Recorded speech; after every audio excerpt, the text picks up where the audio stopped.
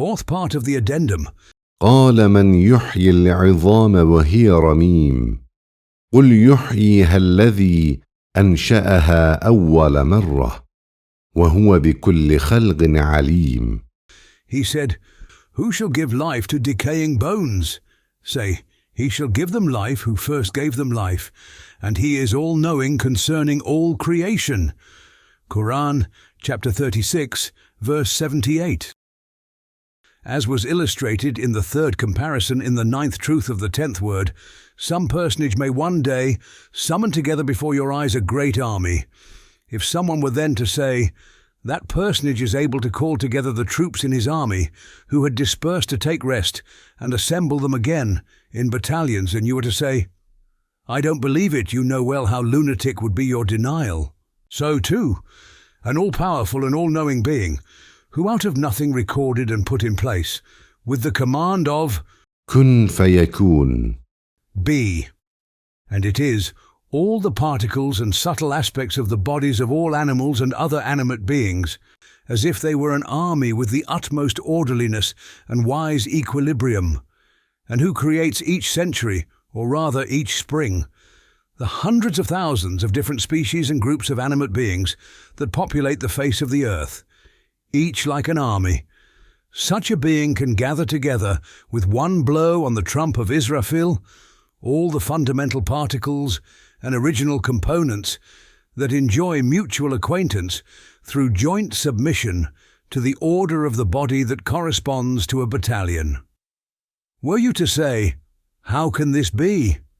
Or consider it unlikely, it would be idiotic lunacy.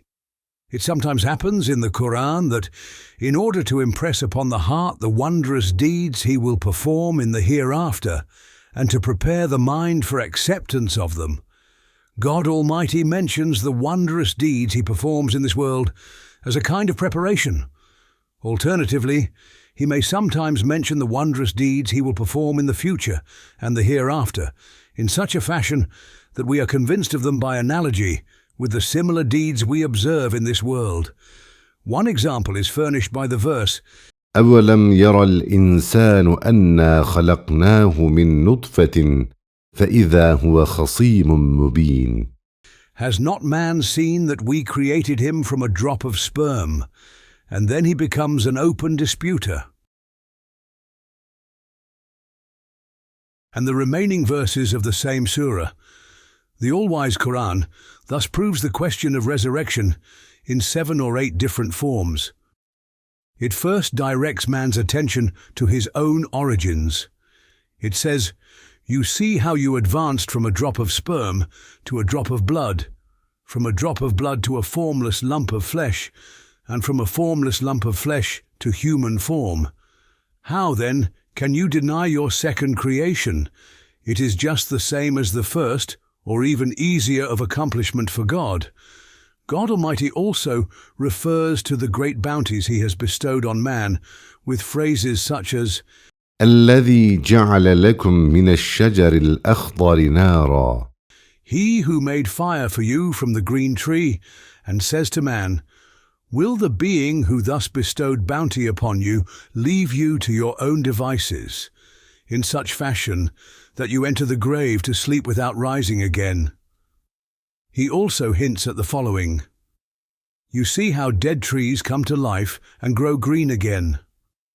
Refusing to regard as a parallel the reanimation of your bones, that resemble dry wood, you dismiss the whole matter as improbable. Now is it at all possible that the one who creates the heavens and earth should not be empowered over the life and death of man, the fruit of heaven and earth? Do you imagine that He would make fruitless and vain the tree of creation that He has moulded with wisdom in all its parts, by abandoning the supreme result of that tree? The Qur'an says further, the being that will restore you to life at resurrection is such that the whole cosmos is like an obedient soldier of His. It bows its head submissively whenever it hears the command, كن فيكون. Be, and it is. To create a spring is easier for Him than the creation of a flower. To create the whole of the animal realm is as easy for His power as creating a fly. None may belittlingly challenge his power by saying to him, من يحيي العظام "Who will give life to the bones?" Then, from the verse, فسبحان الذي بيده ملكوت كل شيء "Glory be to him in whose hand lies the sovereignty of all things," we see that the index of all things is in his hand. The key to all things is in his possession. He rotates night and day, winter and summer, with as much ease as if he were turning the pages of a book. He is an all-powerful, glorious being who closes the door on this world and opens it on the hereafter as if they were two stations. This being the case, as the result of the mentioned evidences, وإليه ترجعون to him you shall return. That is, he will bring you back to life from your graves, take you to the plane of resurrection, and judge you in his majestic presence. Now these verses prepare the mind and make ready the heart to accept the reality of resurrection, for they have demonstrated parallels to resurrection in worldly processes. Sometimes it also happens that he mentions the deeds he will perform in the hereafter in such a way as to draw attention to their worldly parallels, so that no room should be left for doubt and denial. Examples of the surahs introduced by these verses: إذا الشمس كورت إذا السماء انفطرت إذا السماء انشقت when the sun is rolled up, when the heavens are torn asunder, when the sky bursts open. Qur'an chapter 81 verse 1, chapter 82 verse 1, and chapter 84 verse 1. In these surahs, God Almighty mentions resurrection and the vast revolutions and dominical deeds that shall take place at that time, in such a fashion that man thinks of their worldly parallels that he has seen in autumn and spring, and then, with awe in his heart, easily accepts what the intellect would otherwise refuse. Even to indicate the general meaning of the three surahs just mentioned would take very long.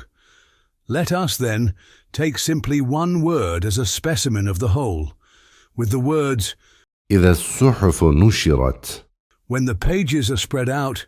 God Almighty expresses the following: upon resurrection, everyone's deeds will be revealed on a written page. This appears to be very strange and totally beyond the reach of reason, but as the surah indicates, just as the resurrection of the spring is a parallel to other matters, so too the spreading out of pages has a very clear parallel. Every fruit-bearing tree, every flowering plant has its deeds, actions, and functions.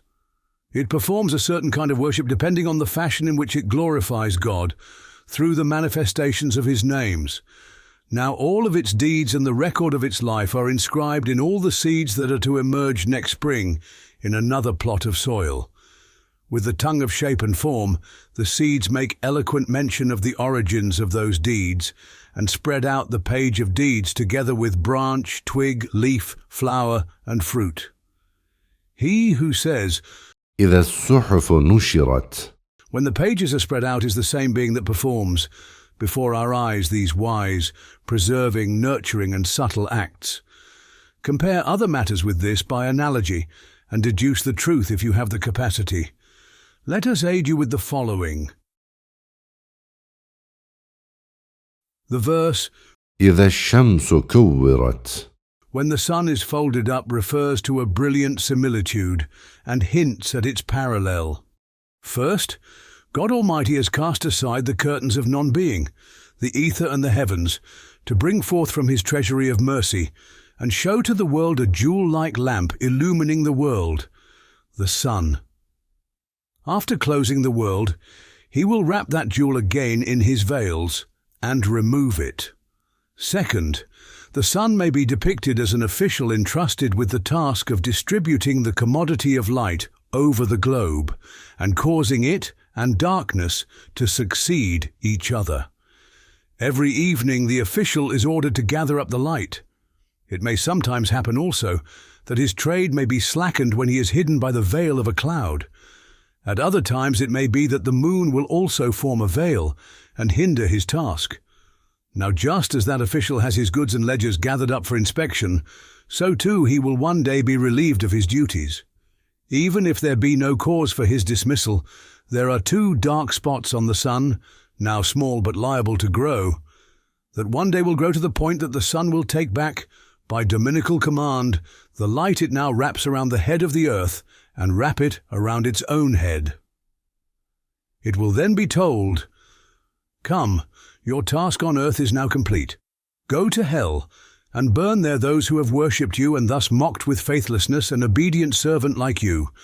With its own dark and scarred face, it will read out the decree, إذا الشمس كورت. when the sun is rolled up.